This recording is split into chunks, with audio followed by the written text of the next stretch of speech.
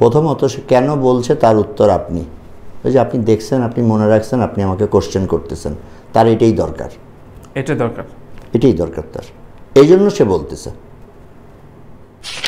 নায়িকা হিসাবে না, দেশি বিদেশি নায়িকা হিসাবে না দেখে সে একজন সংস্কৃতি কর্মী, বাংলাদেশের সিনেমাতে কাজ করতেছে, এই দৃষ্টিভঙ্গিতে দীপু দেখলে মনে হয় আমি বেশি খুশি হব। রাইট। রাজকুমার খুব বড় আঙ্গিকে এই জন্যই কি বঙ্গভবনে এটার একটা প্রথম ঘোষণা এলো কিনা? না, বঙ্গভবনের প্রথম ঘোষণা ব্যাপারটা ওরকম আসলেই একদমই না, এরকম গল্প ছড়িয়েছে আসলে। এখানে ব্যাপারটা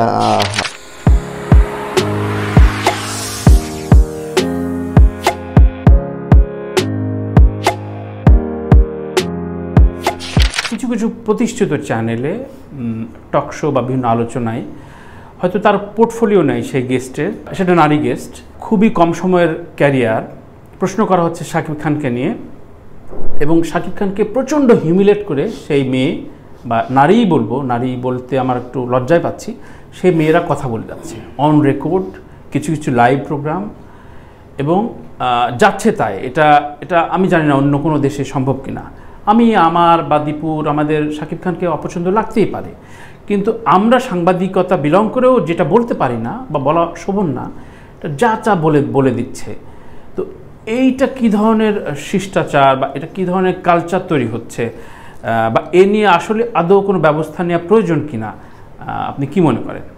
প্রথমত সে কেন বলছে তার উত্তর আপনি, ওই যে আপনি দেখছেন, আপনি মনে রাখছেন, আপনি আমাকে কোশ্চেন করতেছেন, তার এটাই দরকার, এটাই দরকার তার, এই জন্য সে বলতেছে।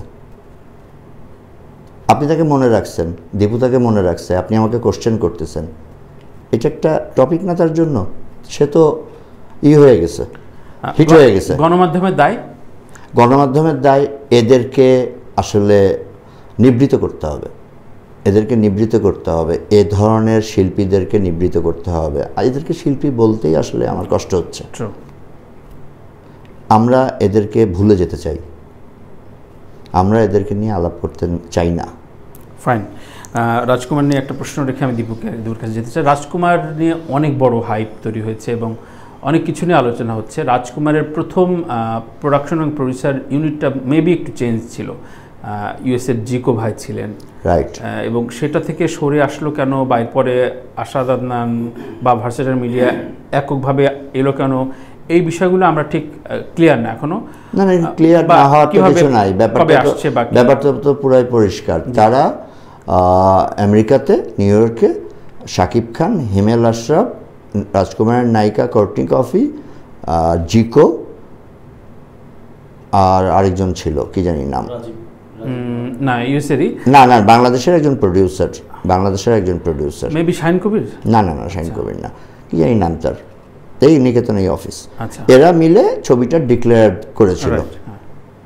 ছবি নিউ ইয়র্কে ডিক্লেয়ার করলে তো ছবি শুটিং হয় না, ডিক্লারেশন একটা জিনিস, ছবি করাটা আরেকটা জিনিস। ছবি করার প্রথম অধ্যায় হচ্ছে ছবির নাম নিবন্ধন করতে হয়, এটা আমি করছি, ভার্সেটাল মিডিয়া করছে। তারা সেখানে ডিক্লেয়ার করছিল তারা ছবিটা বানাবে, তারপর তো ছবি তারা বানায় নাই। শাকিব খান বাংলাদেশে অনেকে বলছিল ওটা হবেই না নাকি ছবিটা, সেটা আমি জানি না, তারা কেন ডিক্লেয়ার করছিল সেটাও আমি জানি না। তারা কোনো এগ্রিমেন্ট করছে কিনা শাকিব খানের সাথে, কোনো এগ্রিমেন্ট তারা করে নাই শাকিব খানের সাথে। তারা কোনো নাম কোথাও এন্ট্রি করছে কিনা, তারা কোথাও নাম এন্ট্রি করে নাই। সুতরাং ছবি তো ফ্রি। শাকিব খান বলল ভাই এই গল্পটা আছে, হিমেল আশরাফ বলল ভাইয়া এটা আমরা ডিক্লেয়ার করছিলাম কিন্তু ওদের সাথে তো আর কাজ হবে না, আপনি কি প্রডিউস করবেন কিনা? হ্যাঁ, নাম এন্ট্রি করো ভার্সেটাইল মিডিয়ার নামে, তারপরে করব। শাকিব খানের সাথে আমার এগ্রিমেন্ট হয়েছে, কর্টনি কফির সাথে এগ্রিমেন্ট হয়েছে, হিমেল আশরাফের সাথে এগ্রিমেন্ট হয়েছে, নাম পরিচালক সমিতিতে নিবন্ধিত করা হয়েছে, শুটিং শুরু হয়েছে, ভার্সেটাইল মিডিয়া শুটিং করতেছে। ছবি তো ভার্সেটাইল মিডিয়ার, কে কবে কোথায় ডিক্লেয়ার করছে that doesn't matter to me. Right না, কিন্তু গণমাধ্যমে যেহেতু আমরা জেনেছি লাইভ হয়েছে ওখানে, এটার দায় বা প্রশ্নটা আমরা দায় বলবো না, এটা প্রশ্ন তৈরি করার পেছনে পরিচালকের একটা ভূমিকা বা দায় আছে বলবো। কারণ পরিচালক হিমেল আশরাফ, ও উনি নিজেও জানতো যেটাকে এন্ট্রি করতে হয়, একটা ছবি পরিচালক সমিতি এন্ট্রি করতে হয়, এন্ট্রি করে দেন কোথাও ইয়ে করতে হয়। আবার শাকিব খানেরও দায় আছে, কারণ আমরা যতদূর জানি শাকিব খান কন্ট্রাক্টেড মানে চুক্তিবদ্ধ না হয়ে কোনো ছবিতে, চুক্তিবদ্ধ না হয়ে কোনো অনুষ্ঠানে যায় না বা যেত না। সেখানে ওনার নিশ্চয়ই কোনো উদ্দেশ্য ছিল যে ওখানে চুক্তিবদ্ধ না হয়ে। আসলে এই ব্যাপারটা আমি তো তখন নিউ ইয়র্কে প্রেজেন্ট ছিলাম না, তারা কেন ডিক্লেয়ার করছিল, কি করছিল না করছিল, দ্যাট আই ডোন্ট নো। তারা ওখানে ডিক্লেয়ার পর্যন্তই ছিল, আর এর বাইরে আর কিছু ছিল না। আপনি তো চাইলে কোর্টনিকে বাদও দিতে পারতেন, তাই না? হ্যাঁ, আমি তো চাইলে কোর্টনিকে বাদও দিতে পারতাম। কেন রাখলেন এবং রাজকুমারের অবস্থাটা কি? রাখলাম কেন, হিমেল আশরাফ আমাকে কনভিন্স করতে পারছে যে Courtney is okay with this character. Sakib আমাকে কনভিন্স করতে পারছে। আমি নিজে গল্পটা পড়ে আমি নিজে কনভিন্স হয়েছি। কোর্টনির সাথে ভিডিও কলে আমি বেশ কয়েকবার কথা বলছি, কোর্টনি বাংলাদেশে আসার আগে আমি কনভিন্সড হয়েছি, তারপরে কোর্টনিকে রেখেছি। এবং রাজকুমারের এখনকার অবস্থানটা কি? রাজকুমারের আরেকটা প্রশ্ন আছে, সেটা হচ্ছে কোর্টনি বাংলাদেশে থাকাকালীন খুব বেশি ইন্টারভিউ দিতে দেখা যায়নি গণমাধ্যমে। বাংলাদেশে থাকাকালীন যখন শুটিং করেছিল খুব বেশি কথা বলতে দেখা যায়নি গণমাধ্যমে। তো কোর্টনি ওখানে যাওয়ার পরে ইন্টারভিউ দিচ্ছে, এই গ্যাপটা কেন ছিল? না, বাংলাদেশে সে খুব বেশি ইন্টারভিউ দেওয়ার সময়ই সে পায়নি। সে তার 3 দিন টানা শুটিং ছিল, সেখানে আমরাই তাকে জার্নালিস্টদের সাথে কথা বলতে নিষেধ করেছিলাম, বিকজ তার টাইমটা ছিল না। তার শর্ট টাইমের জন্য তার 3 দিন বাংলাদেশে কাজ ছিল, সেই 3 দিন সে কাজ করছে, এই সময়ে সে ইন্টারভিউ দিতে পারেনি। সে আমেরিকা থেকে ইন্টারভিউ দিচ্ছে, যে জার্নালিস্টরা ইন্টারভিউ নিচ্ছে সে ইন্টারভিউ দিচ্ছে। এখন আমাদের বাংলাদেশের পার্টের লটের কাজ শেষ হয়েছে, এখন আমাদের লট আমেরিকা যাবে, আমেরিকাতে কাজ করবে। যখন সে কাজ করবে তখন ইন্টারভিউ দিবে না, এখন সে ফ্রি আছে, ইন্টারভিউ দিচ্ছে। দীপু এক্সক্লুসিভ সাকিব যেমন এখন ফ্রি আছে। সাকিব তো গত 10 দিন কারোর সাথে কথা বলেনি, কারণ সে 10 দিন শুটিংয়ে ছিল। যখন শুটিংয়ে ছিল তখন আর কি ইন্টারভিউ আপনি কেমনে এক্সপেক্ট করেন? তো আশাদ ভাই সে শুটিংয়ে নাই, এখন ইন্টারভিউ দিচ্ছে। দীপু কোর্টনির সাথে আলাদা একটা এক্সক্লুসিভ ইন্টারভিউ করতে চায়, সে তো দীপুর ব্যাপার, সে ওই সাংবাদিক, সে কোর্টনির সাথে আলাপ করে আমি তাকে কোর্টনির নাম্বার প্রোভাইড করতে পারবো, বাস এইটুকুই। এর বাইরে তো আমি আর কিছু পারবো না। আমি বেশি নায়িকার ব্যাপারে ইন্টারেস্টেড ভাই। আমি চাই যে আমরা অতিথি পরায়ণ, সুতরাং অবশ্যই এখানে নায়িকা হিসাবে না, দেশি বিদেশি নায়িকা হিসাবে না দেখে সে একজন সংস্কৃতি কর্মী, বাংলাদেশের সিনেমাতে কাজ করতেছে, এই দৃষ্টিভঙ্গিতে দীপু দেখলে মনে হয় আমি বেশি খুশি হব। রাইট। রাজকুমার খুব বড় আঙ্গিকে, এই জন্যই কি বঙ্গভবনে এটার একটা প্রথম ঘোষণা এলো কিনা? না, বঙ্গভবনের প্রথম ঘোষণা ব্যাপারটা ওরকম আসলেই একদমই না। এরকম গল্প ছড়িয়েছে আসলে এখানে ব্যাপারটা ডিসক্লোজ এখনই আসলে করলে কিন্তু মজাটা চলে যাবে। শুধু এইটুক বলি, একটু মজা দেই। আমার বাবার জন্মদিন ছিল, বঙ্গভবনে আমরা বাবার জন্মদিন উপলক্ষে একটি প্রোগ্রাম রেখেছিলাম। সেখানে তার আগের দিন 9 তারিখে 10ই জানুয়ারি আমার বাবার জন্মদিন ছিল। 9 তারিখে কোর্টনি এসছে বাংলাদেশে, 10 তারিখে বাবার জন্মদিন ছিল, 11 তারিখ থেকে আমাদের শুটিং শুরু হওয়ার কথা। তো বাবার জন্মদিন উপলক্ষে কোর্টনি, যেহেতু আমার সিনেমার নায়িকা, সাকিব নায়ক, দুজনকে ইনভাইট করছিলাম। সেখানে আমরা সেই সুযোগটা নিয়েছি বঙ্গভবনের ছবি তোলার। রাজকুমার বঙ্গভবন নামটা যায় এই জন্য, না এরকম কোনো সিকোয়েন্স থাকবে না। আচ্ছা, বঙ্গভবনের সিকোয়েন্স হয়তো প্রশ্নই আসে না। রাইট, অবশ্যই না। তো সেই জায়গা থেকে রাজকুমারের বর্তমান স্ট্যাটাসটা কি, কতদূর শুটিং এবং কবে নাগাদ আপনারা ট্রেলার বা সব কিছু নিয়ে? না, শুটিং তো মাত্র শুরু করলাম। আমরা তো শুটিং করলাম 14 দিন। হ্যাঁ, আমরা 14 দিন শুটিং। দুবাই এবং আমেরিকা বোথ শুট প্ল্যান হয়েছে? আমরা দুবাই না, খবরে আসছে অনেক রকম ভাবে। কে বলছে আমি জানি না।